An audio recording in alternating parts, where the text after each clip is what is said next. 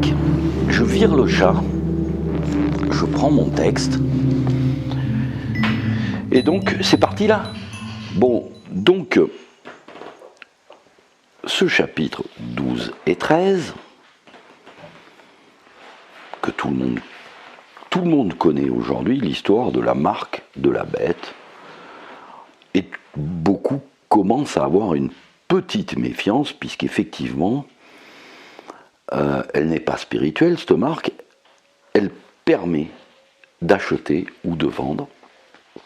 Et je rappelle, un autre hasard un peu plus loin, puisqu'il y en a qui veulent suivre le sens chronologique, et je dis, regardez au chapitre 16, le premier s'en alla et répandit sa coupe. Oui, parce que y a les coupes, hein. Là vous avez eu les trompettes, mais maintenant c'est les coupes dans l'ordre chronologique, hein.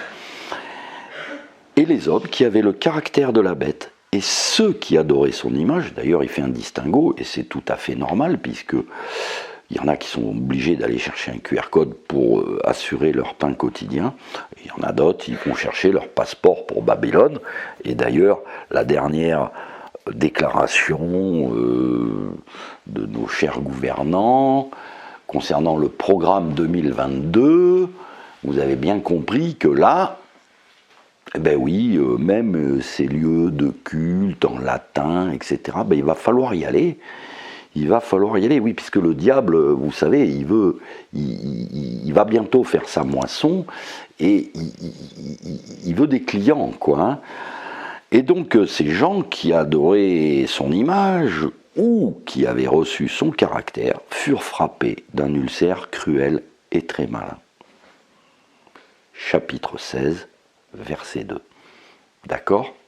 Je vous fais un dessin sur ce qu'est un ulcère cruel et très malin. Non ? Je vais vous le faire quand même, puis je vais même appuyer sur le trait. Figurez-vous que, à l'époque où j'étais encore un citoyen hors ce petit monde catholique, puisque j'avais coupé avec les conciliaires et je n'avais pas rencontré encore un prêtre en soutane. Parce que pour moi, un prêtre, c'était en soutane, il n'y avait plus de prêtre en soutane, donc j'avais pas de temps à perdre. Donc, j'ai fait une digression là. Donc, dans ces temps-là, est apparue une maladie qui s'appelait le sida. Je ne ferai pas l'offense de raconter à ceux qui savent qui ont été les premiers élus à cette maladie. Mais, par contre, à cette époque-là, j'avais un ami qui s'appelait Pop, et qui m'avait confié, qui m'avait prêté une Bible crampon, le fameux modèle la plus connu.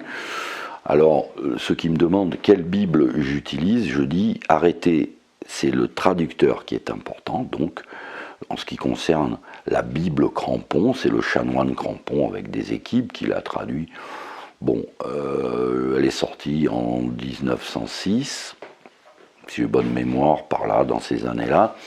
Et à l'époque, elle était un petit peu audacieuse, limite à l'index, mais la traduction restait correcte. Vous pouvez acheter celle-là, elle n'est pas chère, et contentez-vous si vous êtes fauché, ne me demandez pas, je vous en supplie, arrêtez, je n'ai pas arrêté de vous donner des liens, vous allez, moi j'utilise, voilà, la traduction du révérend père de Carrière avec les commentaires de Ménocus. Voilà, alors...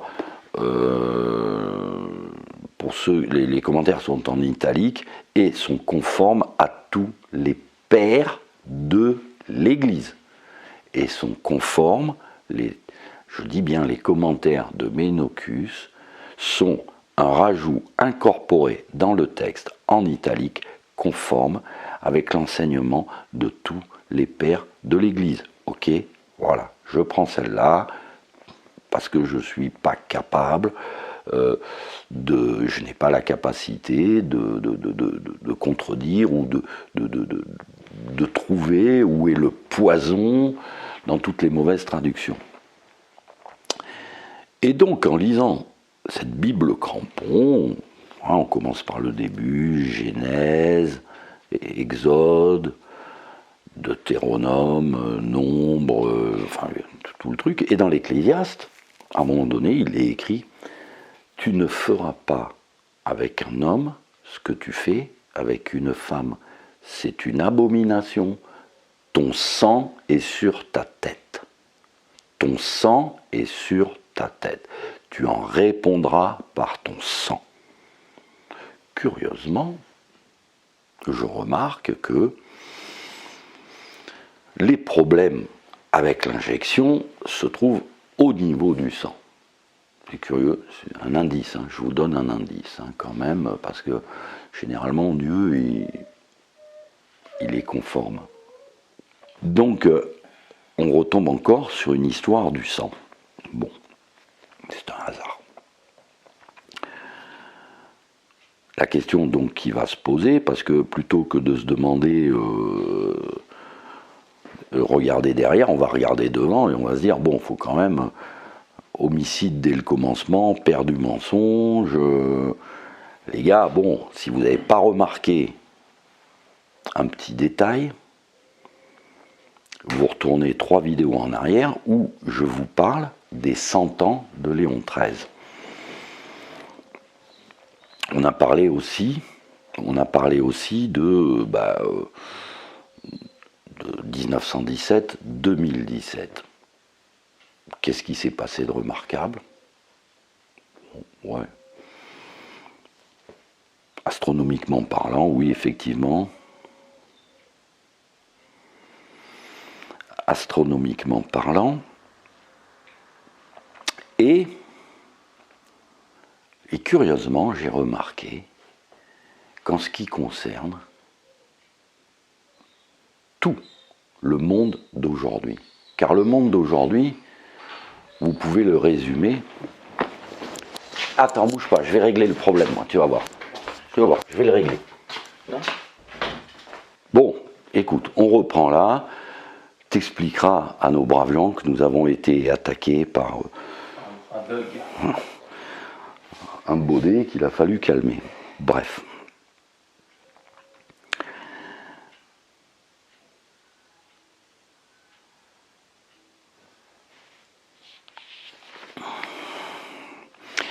Et donc, on se retrouve avec cette curieuse malédiction du sang. On se retrouve que, particulièrement, maintenant, depuis quelques années,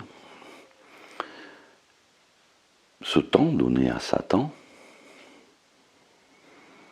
c'est le père du mensonge, mais il était,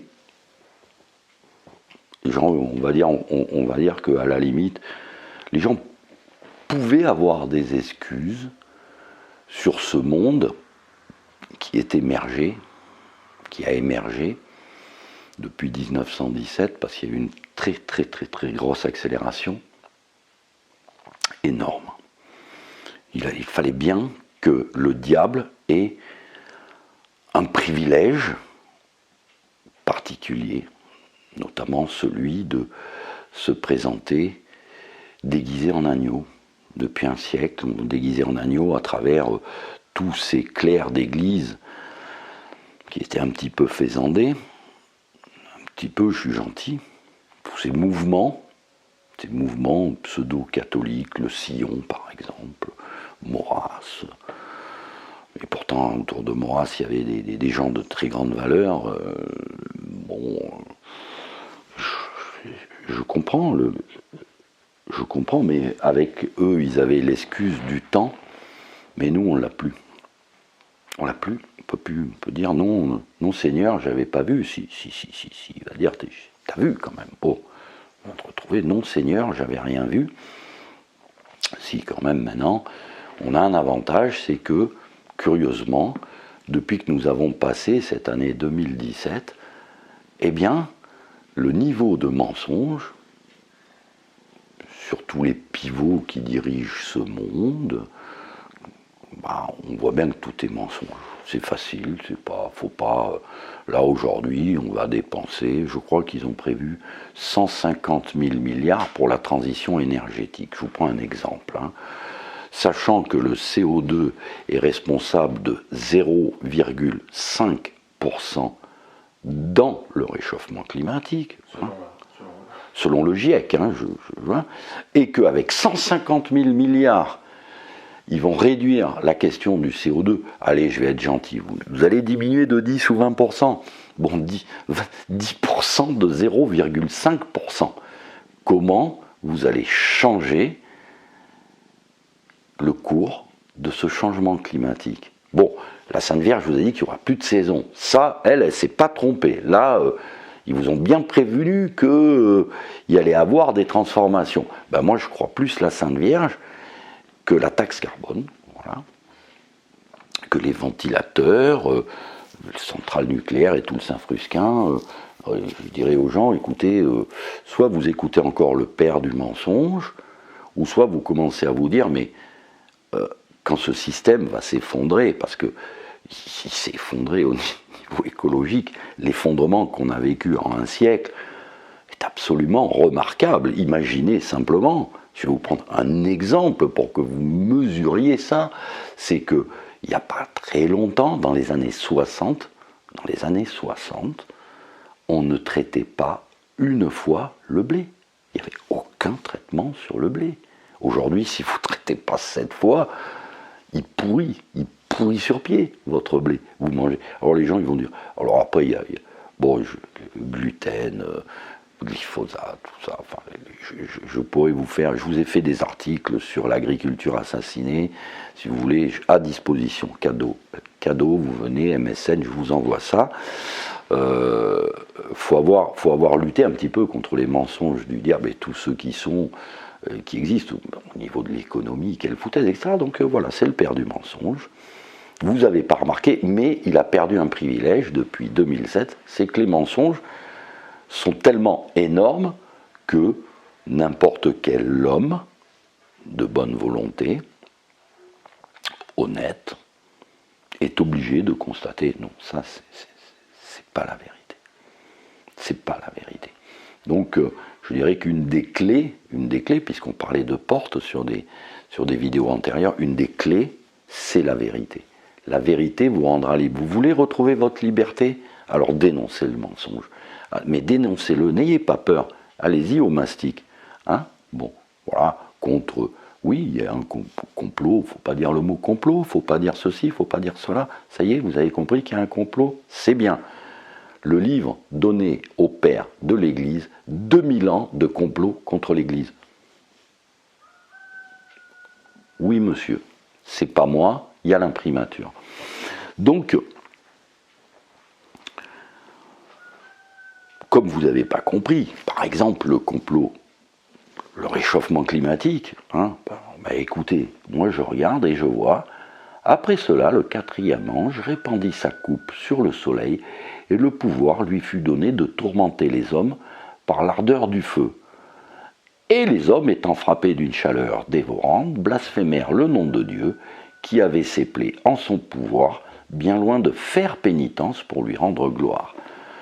Alors, pour mes amis du Québec, je crois que vous avez eu quelques canicules. Dans les Amériques, on va dire, vous avez eu quelques canicules quand même. Bon, et puis comme les hommes, ils n'ont pas encore bien compris, voyez-vous, je dirais à l'avenir, moi à votre place, je regarderai du côté de la Californie, parce qu'alors là, ce qui s'y passe, c'est assez marrant aussi. Les mecs, ils vous ont fait Hollywood et Las Vegas en plein désert. Il faut de l'eau quand même. Bon, après, sécheresse, feu en Californie, plus d'eau, chaleur dévorante. Non, vous n'avez rien vu. Bon, pas de problème. Mettez des ventilateurs pour lutter contre le réchauffement climatique. Et vous l'abaisserez de 1 pour 1000. Voilà, bref. Ce n'est pas le CO2 qui provoque le réchauffement climatique, c'est la vapeur d'eau. Alors, qui mettent en place des trucs pour empêcher les nuages Mais ils l'ont fait aussi, mais ça tourne pas bien leur truc là, le projet ARP, il est un peu boiteux, les Russes aussi, bref. Donc, le mensonge ne se cache plus. Voilà, il ne peut plus se cacher.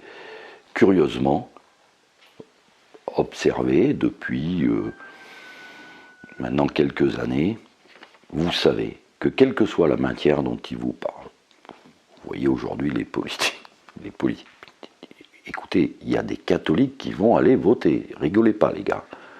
Est-ce qu'il y en a un qui ne ment pas là-dedans? Un qui ne ment pas, ils sont tous allés à Colombie. Zemmour, il n'y est pas allé parce qu'il dit je vais me faire remarquer. Bon, alors voilà, et mettez De Gaulle dans la même soupière, hein, parce que moi personnellement, j'ai une petite admiration pour Bastien Thierry, et puis je crois que c'était un bon bonhomme, il a mal calculé son truc, mais c'était sympa son histoire, et je crois me souvenir que De Gaulle, il n'a pas utilisé la grâce présidentielle, hein, c'est bizarre. Normalement, tous les présidents du monde entier, de tous les temps, quand ils ont échappé à un attentat,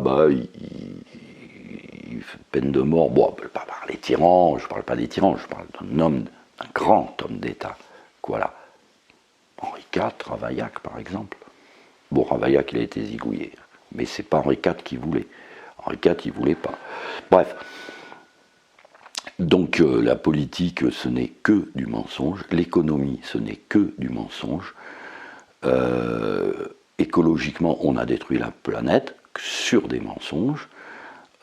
Si on parle de ce que disait Kissinger, à savoir qui contrôle la nourriture, contrôle les peuples, qui contrôle l'énergie, contrôle les nations, qui contrôle la monnaie, contrôle le monde. Bon, voilà. Vous prenez ces trois pôles et vous dites, voilà, ça c'est mensonge, mensonge, mensonge. Tout ce qu'ils ont fait pour contrôler la nourriture, pour contrôler la monnaie et pour contrôler l'énergie, qui sont les points centraux aujourd'hui, qui nous amènent à la catastrophe. Oui, parce que l'inflation n'est pas transitoire. N'écoutez pas Madame Lagarde. En 2006, elle disait qu'il n'y aurait pas de crack. Donc, voilà. Donc tout ce monde politique, ne me parlez pas de la politique, ça ne m'intéresse pas, voilà, c'est du mensonge tout ça. Donc cette situation de mensonge universel ne peut plus se cacher. Et par conséquence, ceux qui veulent croire dans ces mensonges sont complices. Ils sont complices. Et dans les temps qui courent, je dirais que si je ne me trompe pas, si le vénérable Holzheiser ne se trompe pas, si la Sainte Vierge ne se trompe pas, si le Christ ne se trompe pas en vous disant « Eh bien, la fin du temps des nations, c'est quand les Juifs retrouveront le parvis de Jérusalem. » Bon, alors si des fois vous n'avez pas compris ce qui s'est passé en 1917 avec la déclaration de Balfour, si des fois vous n'avez pas compris que c'était la fin du temps des nations, alors qu'en même temps, la Sainte Vierge vous disait « la Russie répandra ses erreurs », et qu'est-ce que c'est le communisme? C'est l'international, le contraire des nations, c'est sorti en même temps. Qu'est-ce qu'on vous sort en même temps? La Société des Nations. Bah oui, je ne sais pas, la Société des Nations, c'était peut-être, je sais pas, le cimetière des nations. Hein. Allez donc savoir, il faut bien faire, je sais pas, non, le temps des nations, il est terminé depuis bien longtemps. Et comme vous ne l'avez pas encore bien vu, la fin du temps des nations, le bon Dieu, qui est maître du temps, vous a offert d'écouter le chauffard résonner à Jérusalem le 6/6/1967, 50 ans après 1917. Quel beau jubilé! Et le Christ vous dit, les Juifs, le parvis de Jérusalem, le temps des nations, fin. Mais même le Christ, il se trompe. Bon, bah écoutez, c'était prévu. C'est pour ça que, après donc, ce préambule du chapitre 12 et 13, On reviendra sur le chapitre 13, mais il y a quand même quelques coupes à boire. Et où nous emmènent ces coupes? Où est-ce qu'ils me disent? Elles nous emmènent vers la chute de la grande Babylone. Hein? Voilà.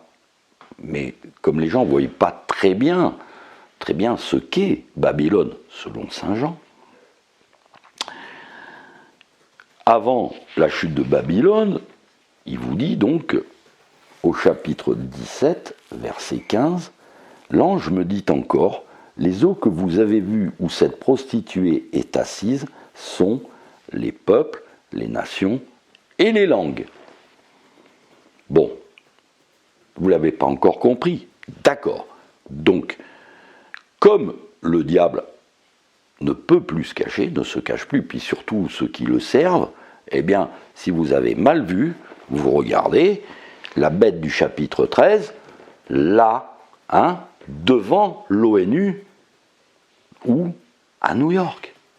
À New York, devant l'ONU à New York. Alors vous ne savez pas ce que c'est New York, parce que j'ai entendu beaucoup de gens me dire Babylone, c'est forcément la ville aux 7 collines. Alors, donc, Jérusalem et Rome, alors ça, c'est de suite. Je crois qu'il y a 7 collines, il faudra vérifier, mais je crois qu'il y a 7 collines autour de New York aussi, mais bon, bref.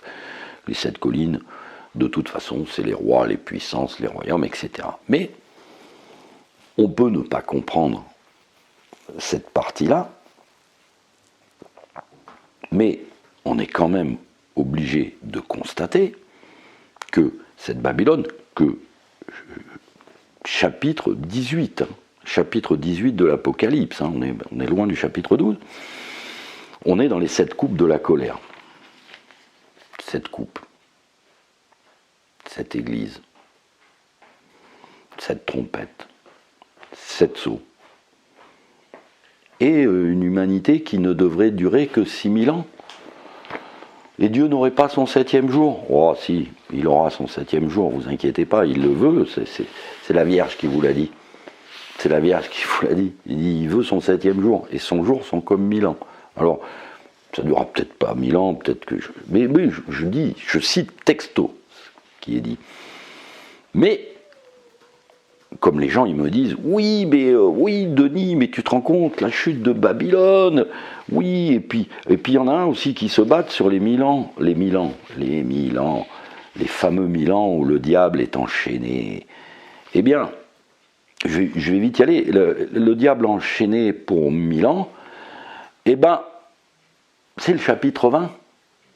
C'est le chapitre 20, donc il y a 17 avant, il y a la chute de Babylone, et le diable enchaîné pour 1000 ans, mais c'est quand que le diable a été enchaîné pour 1000 ans? Allez, me racontez pas, c'est pas le Moyen-Âge, hein, les gars.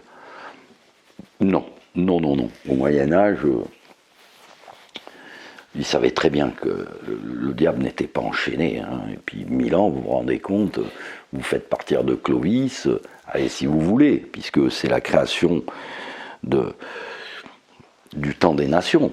Bon, voilà, donc du temps des nations, c'est Clovis, voilà, hein, ça commence, je vous l'ai expliqué, bon, on ne va pas y revenir. Donc il n'y a pas 1000 ans, il n'y a pas 1000 ans de diable enchaîné. Non, il y a les croisades au milieu, il y a des guerres, il y a beaucoup de choses, il se passe des choses. Les croisades, on en reviendra plus tard, ou on y reviendra, mais bon, il y a 1000 ans. Donc on est bien d'accord, ces 1000 ans, les gars, c'est le chapitre 20, hein? Mais avant, il va bien falloir se taper le chapitre 18. Hein, la chute de Babylone. L'intermède qui est entre la chute de Babylone et le marquage de l'humanité, ça fait de la lecture. Et donc, description de Babylone. Mais avant la chute de Babylone, il y a quand même saint Jean qui dit, alors j'entendis du ciel une autre voix qui dit, sortez de Babylone, mon peuple, de peur que vous n'ayez part à ses péchés et que vous ne soyez enveloppés dans ses plaie, car ses péchés sont montés jusqu'au ciel, et Dieu s'est ressouvenu de ses iniquités. Alors, supposons que, comme certains voudraient l'entendre, que ce soit Jérusalem ou que ce soit Rome, eh bien tout ce qu'il y a dans ce chapitre 17 ne concerne ni Jérusalem, ni Rome, 18, excusez-moi, 18. Je fais des fois des erreurs, j'ai fait une erreur aussi dans la dernière vidéo, j'avais dit 23 novembre, c'était 23 septembre 2017 pour le signe astronomique de la Vierge. À ta santé, Pierre.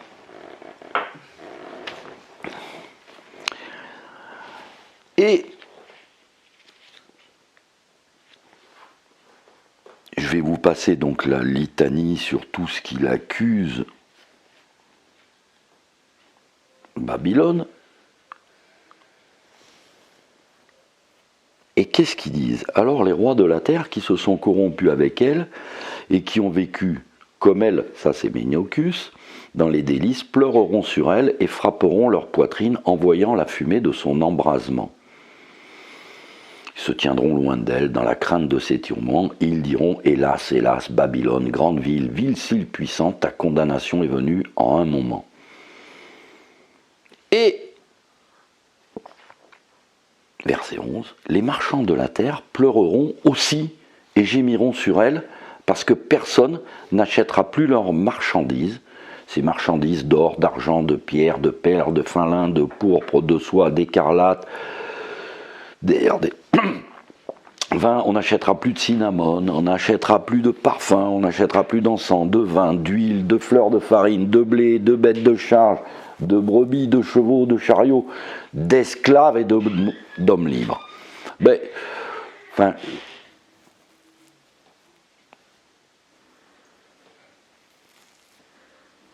bon, d'esclaves et d'hommes libres. Eh bien, figurez-vous que quand même, je vous rappelle que Wall Street, hein, le World Trade Center qui est tombé un certain 11 septembre, World Trade Center, vous savez traduire World Trade Center? Centre de commerce mondial. World Trade Center. Vous l'avez vu? Bloom. Wall Street. Dites-moi que Wall Street ne dirige pas tous les marchands de la terre. Mais dites-moi-le. Et puis, dites-moi bien si Saint-Jean n'a pas vu ce marché aux esclaves qu'il y avait justement dans cette rue du mur. Eh bien, c'était là que se trouvait le marché des esclaves. Hein. Grande ville, les fruits dont tu faisais tes délices t'ont quitté, toute la délicatesse de tes viandes et la magnificence de tes meubles. Je mets les commentaires de Ménocus en même temps, parce que c'est assez marrant. Il a dit de tes meubles. Et oui, enfin, c'est marrant qu'il mette tes meubles, parce que je crois savoir que tous les plus grands antiquaires du monde se retrouvent à New York. Tous les plus grands marchands d'art du monde se retrouvent à New York. Et que... Comment tant de richesses se sont-elles évanouies en un moment? Et tous les pilotes, tous ceux qui vont sur mer, les matelots et tous ceux qui sont employés dans les vaisseaux et se sont tenus loin d'elle. Ah bon? Mais écoutez, je serais presque tenté de vous dire, vous savez ce que c'est le Baltic Dry? Le Baltic Dry, c'est l'indice du transport maritime. Oui, mais c'est à New York qui se traite, le Baltic Dry. Parce qu'il incite quand même que... Saint-Jean ne peut pas dire quelque chose par hasard. Hein. Il dit quand même, les matelots, tous ceux qui sont employés dans les vaisseaux, se sont tenus loin d'elle. Ouais, il a dû dire ça pour rire. Peut-être il parlait de Jérusalem ou de Rome, mais bon, moi je crois savoir que rien ne correspond mieux aujourd'hui à cette... à ce commerce mondial que New York. Et puis cette petite bête devant, alors ça c'est devant l'ONU à New York. Vous savez ce que c'est l'ONU, je vous explique pas. Vous avez peut-être pas compris que l'ONU pouvait même y voir une bête peut-être, hein, l'ONU, je sais pas quoi, hein, la Banque mondiale, le FMI, non, ça c'est pas Rome, hein, c'est pas Rome, hein, loin s'en faut. Le commerce, ce commerce mondial centralisé, contrôlé dans un endroit bien précis, New York, moi je ne vois pas d'autre. Hein. Après, elle dit. Alors après, je vous conseille vraiment la lecture de ce chapitre 18, il est fabuleux. Parce qu'à la fin, il dit alors un ange fort leva en haut une pierre semblable à une grande meule de moulin et la jeta dans la mer en disant c'est ainsi que Babylone, cette grande ville, sera précipitée avec impétuosité, en sorte qu'elle ne trouvera plus, elle ne se trouvera plus. Elle va disparaître. Elle ne se trouvera plus. Mais moi, je vois encore Rome, je vois encore Jérusalem. Et on termine en disant « Et on a trouvé dans cette ville le sang des prophètes et des saints et de tous ceux qui ont été tués sur la terre. » Et de tous ceux qui ont été tués sur la terre. Ben, moi, écoutez, vous allez m'expliquer, depuis 1917, bien, ou si vous voulez, vous regardez ma série, ça s'appelle Nos chers amis américains, parce que faut se battre contre le mensonge, quoi. À quel moment on n'a pas vu les Américains dans toutes les guerres, et je dis bien toutes, dans toutes les révolutions colorées, hein, Open Society, je vous fais un dessin, ok, ce qui se prépare en Ukraine, qui c'est Soros, Open Society, financement, New York, Black Lives Matter, financement, Soros, ok, on recommence, voilà. Donc, depuis 1917, Hiroshima, Nagasaki, Dresde, Hambourg, guerre du Vietnam, enfin, je veux dire, bon, partout où il y a des morts, ça sent un peu l'américain, ça sent un peu New York. Ça sent New York. Et en plus, vous savez quoi? Eh bien, il insiste sur le fait que vous n'entendrez plus le son des musiciens. Oh, c'est triste. On va perdre Broadway, les gars. Franchement, Broadway, c'était quelque chose, quoi. Quand tu penses à Broadway, le monde entier regarde, n'est-ce pas? Et puis, sur ces intermèdes joyeux, je vous souhaite un joyeux Noël. Et je vous dis, je ne sais pas quand sortiront ces vidéos, mais je vous dis à l'année prochaine, si Dieu le permet, si vous me permettez de travailler encore avec un micro pas terrible, avec la bite et le couteau, on essaiera un petit peu de regarder ce livre, mais regardez bien la chute de Babylone. Regardez bien cette chute de Babylone, quand même, c'est un chapitre, c'est derrière. Et puis c'est après Milan, c'est après Babylone. Mais bon, ça a dû échapper à certains théologiens. Donc, si ceux qui prétendent qu'Holzheiser s'est trompé sur l'Antéchrist, je lui rappellerai quand même que peut-être que la Sainte Vierge a dit un jour que les châtiments étaient retardés en fonction du mal qu'elle se donne pour retenir le bras de son fils. Oui, la Sainte Vierge nous a gagné du temps, puisqu'elle est venue nous prévenir avant le temps choisi par Dieu. Voilà. Mais quand Dieu a choisi son heure, c'est son jour, ça s'appelle le jour de Yahvé, ça s'appelle le jour de la colère de Dieu. Théologiquement, personne ne peut me dire que je me trompe. Je pourrais peut-être la prochaine fois vous citer et on reparlera de ce jour de Yahvé. Parce que là, avant les fêtes, c'était pas très cool que je vous parle un petit peu de ce qui nous attend, prévu, le programme de l'Apocalypse, quoi. Je voulais pas vous le sortir parce que, bon, je veux pas gâcher le Noël de ceux qui auront leur QR code pour assister aux solennités de la messe de Noël, en accord avec le pape François, qui a félicité Macron pour sa gestion du Corona Circus. D'accord? Voilà. Donc, je le rappelle, j'insiste et je le dis personnellement, si vous pensez qu'il y a 1% de chance que ce soit la marque de la bête, et vous prétendez rentrer avec la marque de la bête dans ce que vous prétendez être le temple du Seigneur, pour recevoir son corps, ben moi les gars, à votre place, je dormirais mal. Hein. Franchement, je dormirais un peu mal. Voilà, c'était un joyeux Noël, et n'oubliez pas que le temps de l'Avent est un temps de carême. Voilà, donc on va essayer de perdre un peu de la bedaine hein, avant de vous revoir. Et je vous dis à l'année prochaine. On sera déjà en janvier, quand elle sortira. On sera en janvier quand elle sortira? Pourquoi? Parce qu'elle sortira le 2 janvier. Pourquoi elle sortira le 2 janvier celle-là? Parce que dans 2 semaines, ce sera dimanche 2 janvier. Bah, on peut pas la sortir d'ici là? On a celle d'avant à sortir. Elle est sortie, ça y est? Mais non, mais la première qu'on a tournée aujourd'hui, elle sortira dimanche prochain. Ah oui! Eh oui. Ah oui, non. Celle-là, elle sortira en janvier. Bah oui, celle-là, elle sortira en janvier. Donc, bonne année. Enfin, on est déjà l'année prochaine, quoi. On est déjà l'année prochaine. Eh oui.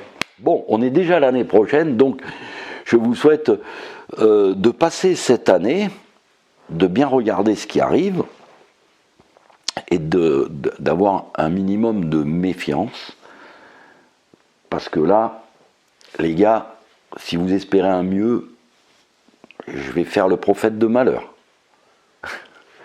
Ciao, ciao, minou, minou, café, clope.